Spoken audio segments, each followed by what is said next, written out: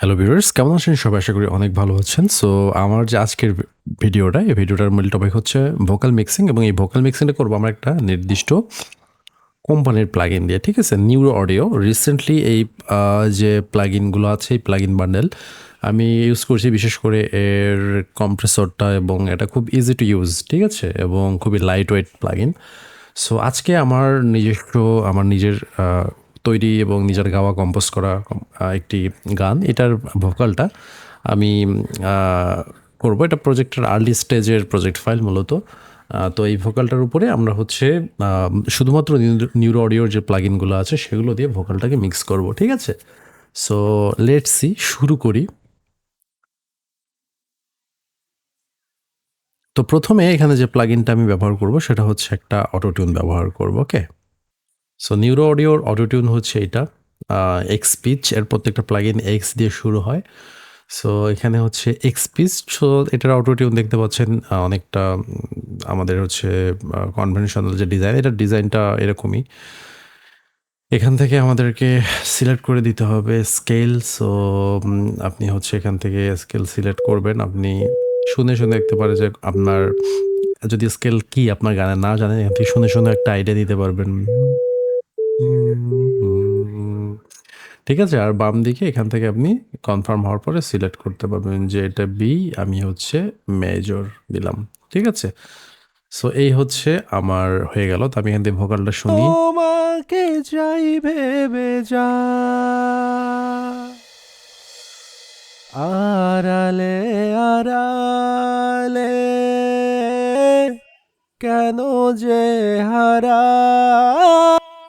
So এখানে দেখুন 25 এ দেওয়া থাকে ডিফল্টভাবে। সো আমাদের অটোটিউন প্লাগইনের মধ্যে এটা কিন্তু 20 এ দেওয়া থাকে। এটাই হচ্ছে মূলত যেটা রিটিউন স্পিড বলে। মানে এটাই অটোটিউনকে বাড়ানো বা কমানোর যে কাজটা সেটা করে। সো আপনারা তো জানেন যে অটোটিউন এটা ডিফল্টভাবে 20 এ দেওয়া থাকে। তো এখানে এই ক্ষেত্রে এই সফটওয়্যার ডিফল্টভাবে 25 এ দেওয়া থাকে। তো এখান থেকে কমালে অটোটিউনের পরিমাণ বাড়বে, আর এখানে যে ডিজিটগুলো যখন বাড়বে অটোটিউনের পরিমাণ আল্টিমেটলি কমবে। নরমালি যেরকমই হয় আরকি। তো দেখি। তোমাকে চাই ভেবে যা আড়ালে আড়ালে কেন যে হারালে খুঁজি তোমাকে আমি সারা বেলা রে ওই মায়াবী। আচ্ছা, এখন এখানে নরমালি আমাদের হচ্ছে ট্রানজিশন যেটা, এটা হচ্ছে মূলত অটোটিউনের পরিমাণটা। ঠিক আছে? আর বাকি তেমন কিছু এখানে নেই। এখানে হচ্ছে সাস্টেইন আপটা মূলত আপনার যদি ভোকালের ভাইব্রেটো যেটা আছে বা যেটা কন্ট্রোল করা, ঠিক আছে? ওই জিনিসটা যদি আপনার ভোকালের স্ট্রেট ফরওয়ার্ড থাকবে, নাকি ভোকালের মধ্যে একটা যে মানে কথার যে ভাইব্রেটোগুলো আছে বা এগুলো আছে সেগুলোকে কতটা ন্যাচারাল করা যায়, এটা হচ্ছে সেই জিনিস। ফরম্যাট শিফটিং আর হচ্ছে এগুলো মূলত পিচ সেকশনের কাজ, এগুলোতে হাত না দেওয়াই বেটার। এটা মিক্সিং 100% করে রাখাই উচিত। মিক্সিংটা আসলে নর্মালি এটা হাত দেওয়ার প্রয়োজন পড়ে না, ঠিক আছে? আর এখান থেকে আপনার হচ্ছে নোট টু নোট ট্রানজিশন যেটা আছে, তোমাকে চাই ভেবে যা তা আমি বলবো যে এটা ডিফল্টভাবে রাখাটাই বেটার। ঠিক আছে? তো এখন এটা এই অবস্থায় আমরা রাখলাম, আমাদের অটোটিউনটাকে দিলাম। আমি এখন একটা ইকুয়ালাইজ করব। সো এক্সবক্সের, এটা হচ্ছে এক্সবক্স প্রো, এটা মূলত একটা পুরোটা ভোকাল চেন। এক্সবক্সের নিজস্ব ইকুয়ালাইজার আসলে নেই, কারণ এরা জানি না তাদের বান্ডেলের মধ্যে একটা গ্রাফিক ইকুয়ালাইজার তারা চাইলে দিতে পারতো, বাট সেটা ওভাবে দেয়নি। এখানে মূলত আহ, এখানে টোন হিসাবেই মূলত ইকুয়ালাইজারটাকে অ্যাড করেছে, ঠিক আছে? সো এখান থেকে আপনি ওই high mid and low analog স্টাইলে বাড়াতে বা কমাতে পারবেন। জাস্ট তিনটা মানে মোটা দাগে ইকুয়ালাইজার দিয়েছে এখানে আর কি, ঠিক আছে? সো এখানকার ইকুয়ালাইজারটা যেহেতু নেই, আমরা হচ্ছে যেটা করব, নর্মালি এক্সবক্স প্রোটা আমি এখানে ইউজ করব না। আমি যেটা করব সেটা হচ্ছে যে আমি এফএল স্টোরের যে ডিফল্ট বা বিল্ট ইন যে ইকুয়ালাইজারটা আছে, এটার বদলে আমি সেটা ইউজ করব। ওকে, প্যারামেট্রিক ইকুয়ালাইজার নিলাম। নেওয়ার পরে তোমাকে চাই ভেবে যা আড়ালে আড়ালে কেন যে হারালে খুঁজি তোমাকেই আমি এখন যেটা বিষয় সেটা হচ্ছে যে আমার ভোকালের ইকুয়ালাইজ আমি খুব দ্রুত সময়ের মধ্যে করে ফেললাম, এর কারণটা আমার ভোকালের কোথায় কী আছে ফ্রিকোয়েন্সি আমি কিন্তু জানি। আপনারা জানেন যে প্রত্যেক ভোকালের ইকুয়ালাইজ আলাদা হয় সেই ভোকালের যে টোন টেক্সচার অ্যান্ড সেই ভোকালের ফ্রিকোয়েন্সি রেঞ্জ অনুযায়ী, ঠিক আছে, যে কোনটা বাড়াতে হবে কোনটা কমাতে হবে। আমার ভোকাল নিয়ে আমি এখন পর্যন্ত অসংখ্যবার কাজ করেছি, ঠিক আছে, মিনিমাম আমি 1000 বার আমার ভোকালের ইকুয়ালাইজ এখন পর্যন্ত হয়তো করেছি, তার থেকেও বেশি হয়তো হবে। সো আমি আমার ভোকালকে খুব ভালোভাবে চিনি যে কোথায় আমার ভোকালের ইকুয়ালাইজ ডাউন করতে হবে, কোথায় আপ করতে হবে, কোন ফ্রিকোয়েন্সি বুস্ট করতে হবে, কোন ফ্রিকোয়েন্সি কাট করতে হবে। বাট ইকুয়ালাইজ প্রত্যেক ভোকালের জন্য আলাদা হয়। আপনার হচ্ছে ভোকাল দেখে ওই ভোকালের যে টেক্সচার আছে সেটা শুনে শুনে ইকুয়ালাইজটা করতে হবে, ঠিক আছে। সো এই ছিল গেল। এখন আমি যেটা করবো সেটা হচ্ছে আমি এখন একটা কম্প্রেসর অ্যাড করব। সো এই হচ্ছে এক্সভক্সের ওয়ান নব কম্প্রেসর। এটা কাইন্ড অফ আপনার হচ্ছে ওয়েভসের আর ভক্স বা আর কম্প যেটা আছে ওই রকম কম্প্রেসর। সো এখানে একটা কম্প্রেসরে আমাদের পুরো সিঙ্গেল কাজটা করে দিবে। এখানে কিছু প্রিসেট আছে, সো আমি বলবো যে প্রিসেট নর্মালি এখানে আমি ব্যবহার করি না। এখানে আমি ডিফল্ট যেটাই আছে এটাই করি, কিছুই করতে হবে না, জাস্ট কম্প্রেসর নবটা উপরের দিকে একটু বাড়াতে হবে আর অটোমেটিকলি এটা ভোকাল কম্প্রেস করবে এবং ওই অনুযায়ী যে পরিমাণ কম্প্রেস করছে ওই অনুযায়ী আবার গেইন অ্যাড করবে, ঠিক আছে। সো আলটিমেটলি এখানে আবার ভোকাল লাউডও হবে। সো আমরা শুনে শুনে এটা করব। এখানে আবার আমরা ভোকালের সাথে অডিওটা শুনে ওই কম্প্রেসিংটার কাজটা করতে হবে। So let's listen. তোমাকে যাই ভেবে যা, আড়ালে আড়ালে কেন যে হারালে, খুঁজি তোমাকেই আমি সারা বেলা রে, ওই মায়াবী মুখ স্বপ্নে আসু, তোমাকে ভেবে দু চোখে বৃষ্টি নামু।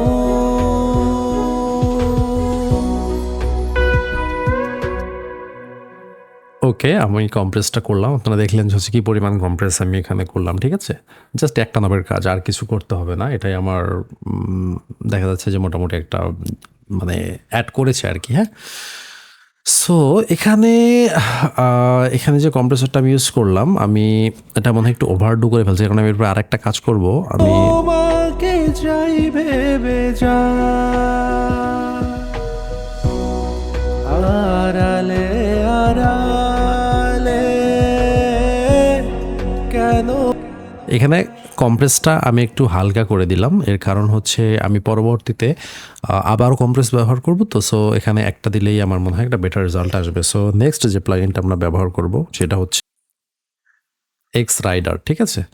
সো রাইডারটা নর্মালি এই কম্প্রেসরের আগেও দেওয়া যায়, ঠিক আছে, পরেও দিতে পারেন আপনি আপনার ইচ্ছা মতো, এটা ডিপেন্ড করবে ভোকালের উপরে। সো আমি এখানে দেখছি যে আসলে কোথায় দিলে ভালো হয় আমার ভোকালের টেক্সচার অনুযায়ী। তোমাকে যাই ভেবে যা,